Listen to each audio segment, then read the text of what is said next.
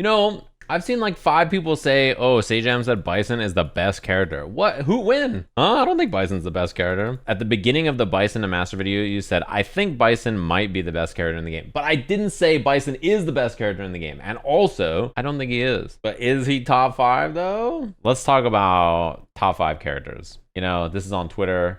Gotchkun's got his thinking man's pose. He's doing this. A lot of people were talking about this, right? Like whether a character was top 5, whether this character was top 5, who was top 5. The thing that is happening, and I know everybody right now, instead of listening to a word I'm saying, is staring at this, thinking to themselves, where is my character? They're too high. My character's weaker. They're way worse than that. And just trying to justify or say the character I hate is too low. The character I main is too high. So I'll take it off the screen. But notice that the tier list has a top 5. All everybody does is talk about the top 5. Like this character is definitely top 5. This character could be top 5. That character's top 5. The interesting thing about it is like, let's say that the top 5 was set. These are the top 5 characters. Everybody knows these are the top 5 characters. When you lose to a character that's the 6th best in the game, do you say like, oh man, that was well played? Or do you say, man, this character is also cheap. This character might as well be top 5. They could be top 5, right? It's not like suddenly the 6th best character in the game is not that good. They're in there. They're honorary. They're in the top 5. In fact, I think this other character's not there. They're definitely in there. You lose to the 8th best character.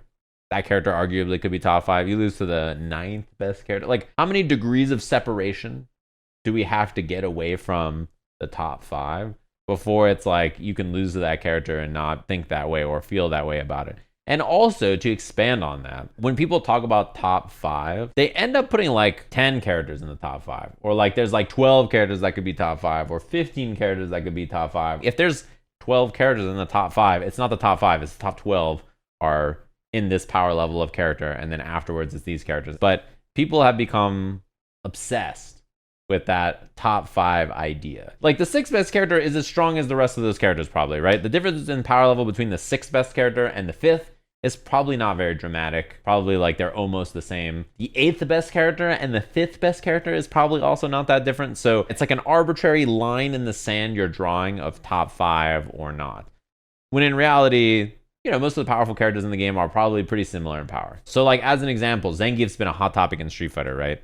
Some of the Japanese players have put Zangief at top 1. You know how they are about Zangief. And so many Zangief players are saying, no, there's no way he could be that high. He's not top 5. Like, okay, he's not top 5. That doesn't change the fact that the character has been buffed a million times and is really strong, right, in this version of the game. Whether or not he's top 5 doesn't change anything when I block headbutt or when he does knee. Low profiles my move when he's minus and then I die, I perish because of it. Okay, so this character may not be in the top 5, but you think they could be 7th.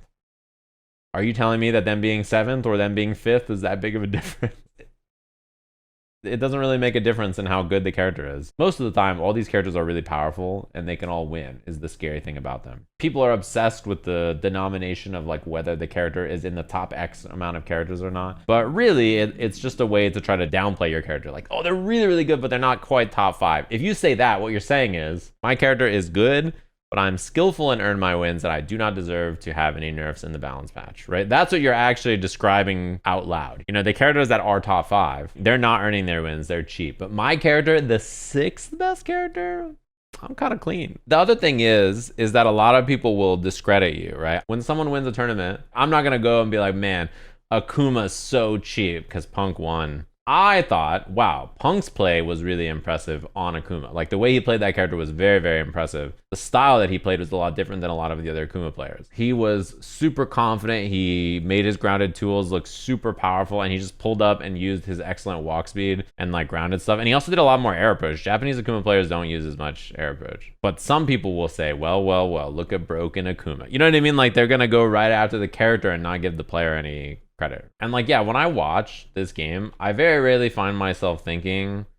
oh, all the people who play X character play the exact same. Do you watch a lot of Blankas that play like Mena, you know? I don't think so. Do you watch a lot of Lukes that play like Noah? I don't think so, right? When you watch Hikaru play Aki, does it look like all the other Aki players? No. Even the other Japanese Aki player who's like usually fighting Hikaru for rank 1, those two play so different. The other one is like really aggro. He does not really remind me of Hikaru, who's like kind of slippery pick and move style. Yeah, when I watch Nephew's Jury and I watch Just the Kid's Jury, I feel like They're completely not the same at all. Just Kid is like always in burnout, spinning his drive gauge super aggressive, and Nephew uses a lot more level 2 and plays like completely different. Mago like also is not, he plays the character so dry. As a good example too, have you ever watched Shudo play Marissa and watched 801 Strider play Marissa? Shudo is like the young man who's gonna send it and go kill you.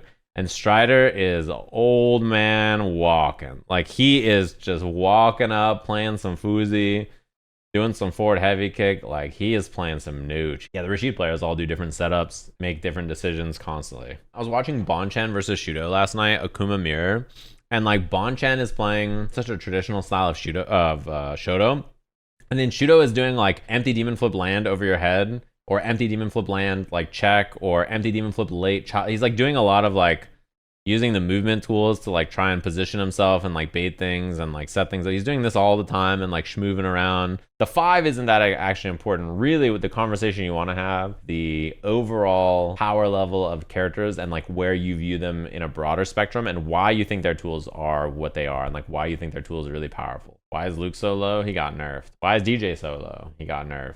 Why is JP so low? He got nerfed. Why is Lily so high? She got buffed. So many people have been asking, why are Luke and JP so much worse? Aren't they the best characters? That was 2 patches ago. Still feels ridiculous that they fell so far. Why? You don't think a character getting nerfed and the rest of the cast getting buffed means that they go down and the rest goes up? Why is that that's surprising? Like, he's in the middle, basically, right? I'm not telling you that the characters are as low as he has them. I mean, they could be lower, they could be higher, right? Whatever. But they got nerfed. It's not surprising they're lower. You know, when the balance patch came out, I thought, wow, Luke's been nerfed quite a bit. I don't think he'll be bad, but I think he's going to go down quite a bit.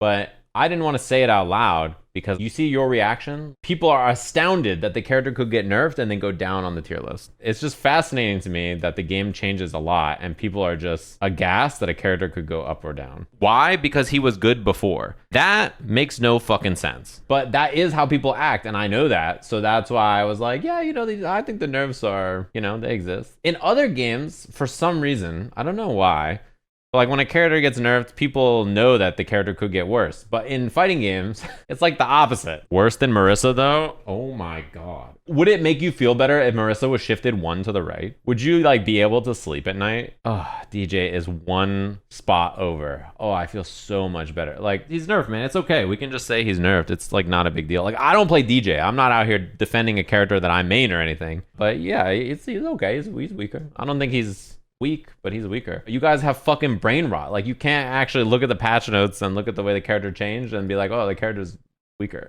The fact that it's so hard for people to accept that characters that got nerfed are worse or characters that got buffed are better makes me feel like nobody ever knew how the game worked ever, and they just are like arguing about where the characters are without ever even knowing where they were or how they work. You know what I mean? It's like so confusing to me. Like, I don't get it. Like, it's actually, it boggles the mind. If you're wondering why I was leaning over, guy's chewing on his basket. And I don't want him to be chewing on his basket because I don't want him to eat something and then get sick. But as you can see, he doesn't care. Hey, yo, can you stop? Can you stop chewing on this?